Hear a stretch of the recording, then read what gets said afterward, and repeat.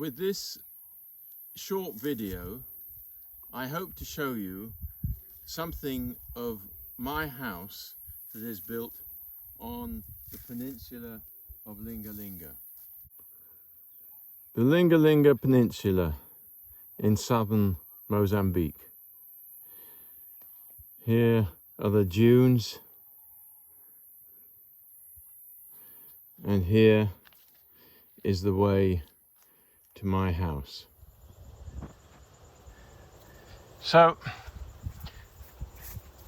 the path to the house already implies that there will be some things to see, if not in the house, then outside.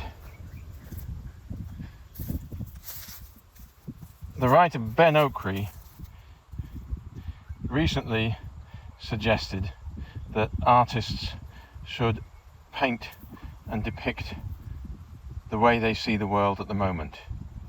So this and these pictures of mine are one of the ways that I see our smoking world.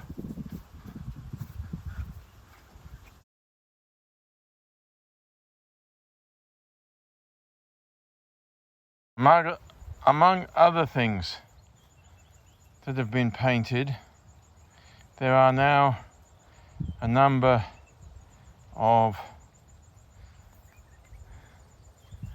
horsemen of the apocalypse. This was the first one, and it shows fire. This is the second one, painted this year, and as befits this year, this horseman is one of disease.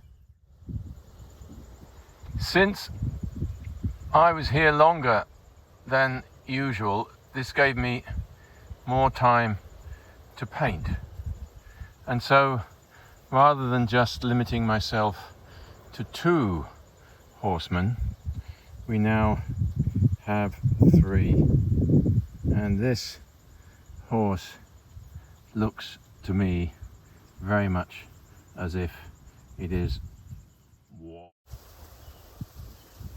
Choices for the future are also evident.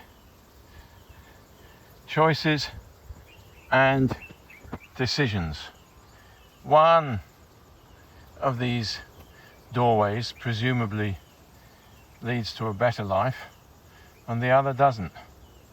The only thing is, it's very hard to tell which is which. The third horseman, it seems, has jumped off his mount and is dancing among the skulls. I think woe betide us if he ever decides to get remounted. This spiral of skulls was made 2 years ago. At that time, it was considered that the world had 12 years in order to remedy the climate crisis. If something wasn't done within 12 years, and nothing has been done so far, then we were completely and utterly doomed. So this spiral consists of 144 skulls, and it was made over 12 days. So each day 12 skulls were added, each skull therefore representing a single month. By now, 2 years later, it's beginning to show its age.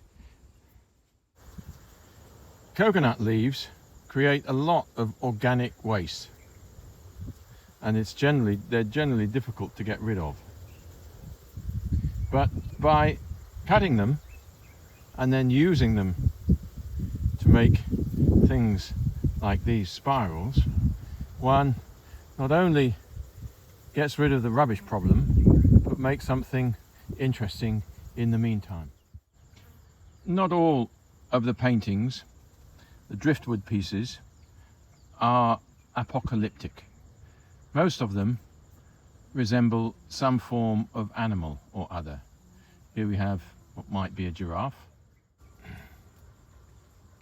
Here is a seahorse.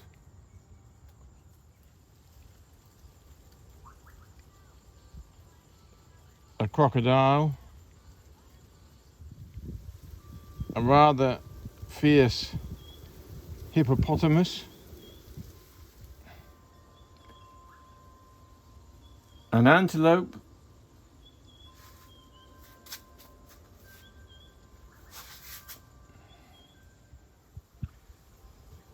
And a cow.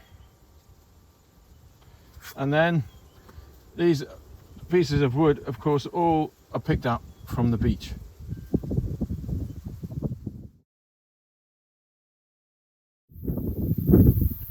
If you look closely enough, you might even see the odd dragon in the woods. Pieces of boat that have been picked up are turned very often into portraits. And even old coconut trees, trunks of coconut trees with their stepladder lips, can be turned into totem poles.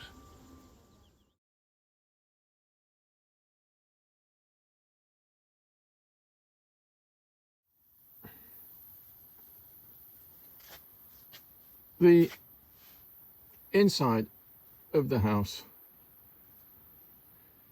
is also decorated with things picked up from the beach, many of them painted. Not everything is painted.